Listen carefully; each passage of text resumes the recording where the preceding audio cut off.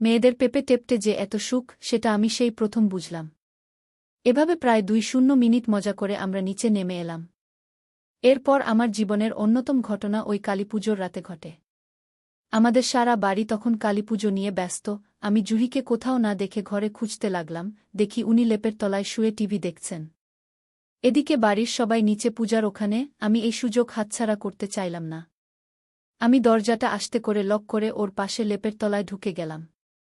টিভিতে কপিল শর্মা শো চলছিল। আমি পাশে শুয়ে যথারীতি আমার কাজ শুরু করে দিলাম। আমার বুক তো তুমি একদিনেই বড় করে দেবে। কেন? তোমার মজা লাগছে না?